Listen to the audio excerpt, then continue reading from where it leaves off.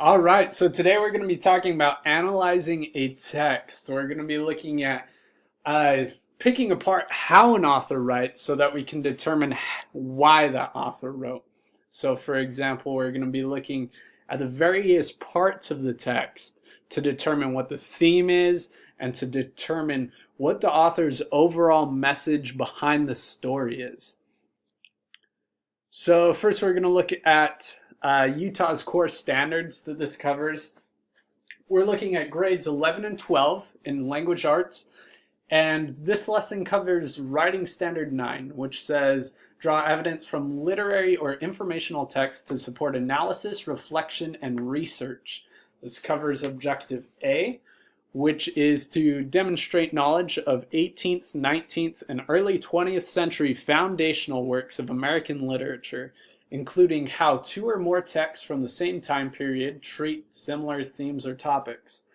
So we're going to get into the analysis part of this, which is demonstrating knowledge, and we're going to kind of set up the foundational work for how to compare texts. So in order to compare two texts, we need to be able to analyze them separately in order to make those comparisons.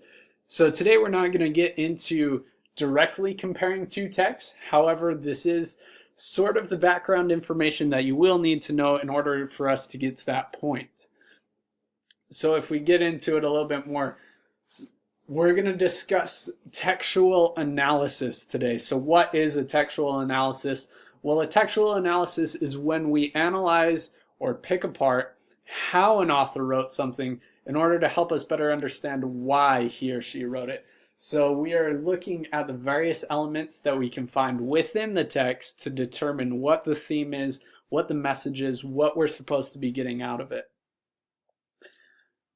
Before we get started, here are some vocab that you'll need to know. These are all going to be very important when you're going about writing an analysis.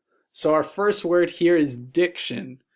Diction means word choice. So is the writer using big complicated words? Are they using really conversational words? Are they using words that are very vivid and descriptive? We'll get into this a little bit more, but keep diction in mind as we go about our analysis.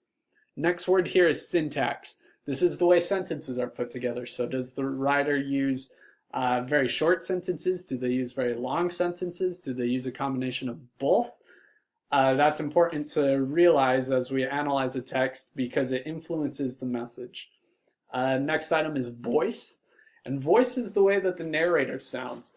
It can get a little bit tricky because it's harder to pick apart than just like diction. Diction's easy because we can say, well, the writer uses the word strong, which is not as powerful as maybe massive or immense. So diction's kind of easy in that way, but voice is a little bit more complicated. We have to determine if the writer sounds casual, if they sound academic, if they sound really formal. And although it can be tricky, it's something that we can usually innately sense. We can usually just feel this voice seeping through the writing. So that one is something that will take a little bit of practice, but we're going to look at it today. And I think after a few tries, you'll start to get the hang of it. Next item is figurative language. These are the exciting ways an author makes comparisons. You should already be familiar with a lot of this. We've already gone over it. Just reflect back on our lessons on metaphor, simile, personification, oxymoron, hyperbole. These are all examples of figurative language, and they're important in analyzing a text. Does an author use figurative language? If they do use it, why do they use it? How does it emphasize the text? How does it build up to their overall meaning? And then the last idea is theme. This is the why half of the analysis. What is the author trying to say? What is the message?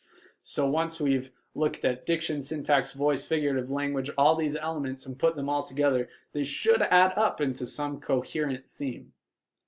So let's take a shot at this. I have two passages here. I'm going to read them for you. As I do so, I want you to make note in your head of how and why they're written. So the first passage, It was super sunny outside yesterday, and during the afternoon it got really hot. It was so hot that I thought I'd die riding my bike home from school. The second passage. Yesterday the sun seemed to beat at our backs and necks while we tried to breathe in the suffocating heat. With our backpacks drenched in sweat, we trudged home from school, one slow step at a time. All right, so let's get into some analysis. First passage, I have some words and phrases highlighted. We're going to start with super and really, because those are kind of the same idea. Both are examples of diction. They are specific words that the author chose to use, but they both show a very casual voice. For instance, we wouldn't use the word super or really in an academic paper. We wouldn't use them in formal literature. However, they do imply kind of a conversational tone, which goes back to this idea of voice. Next passage that's highlighted, next item in the passage is I thought I'd die. You guys should know this. It's a great example of hyperbole. We can infer that the author wasn't really going to die while they were riding their bike home. They just felt like it. Potentially it could have been a life or death situation, but most likely what we're looking at is a hyperbole, some sort of exaggeration. Okay, the next passage here. First highlighted section is the sun seemed to beat at our backs. That's pretty intense.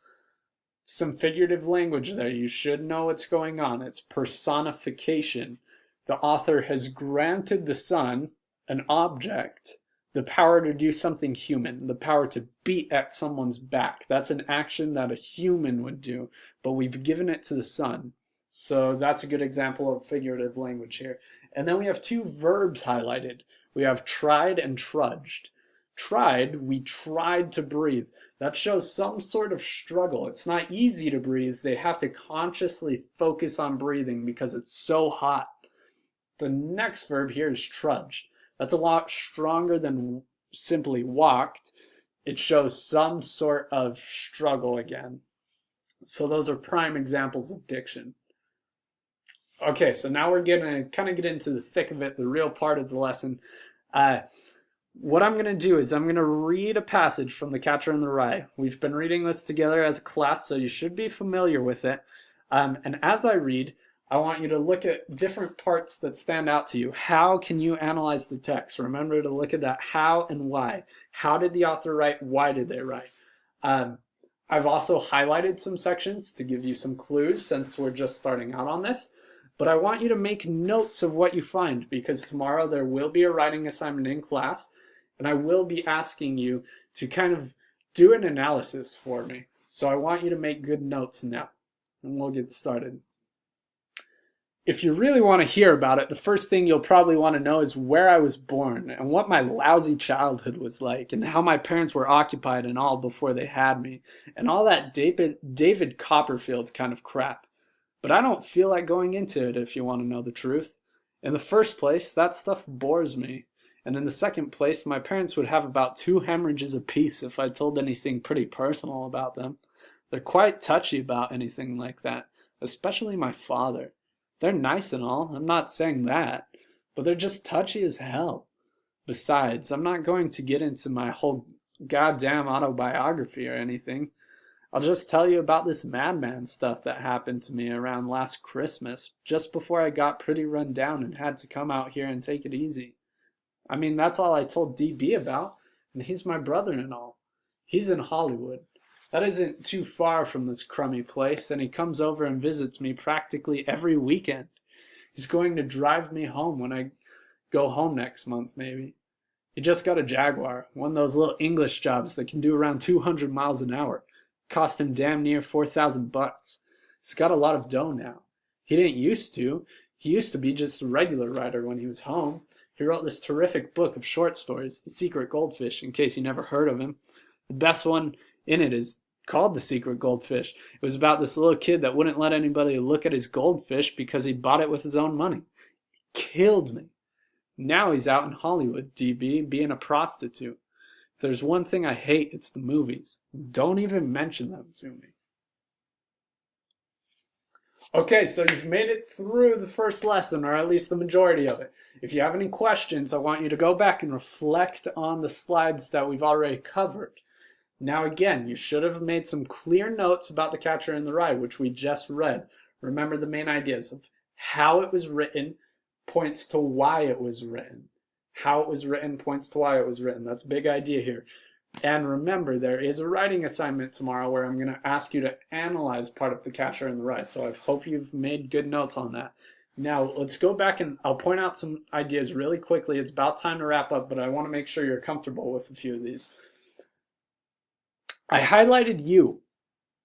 This is something that I didn't talk about in the vocab slide. You should be familiar with it. We've already discussed it, but this is an example of point of view or perspective. The Catcher in the Rye is written in a combination of first and second person. That's really important because it plays into the narrative. It plays into how it was written.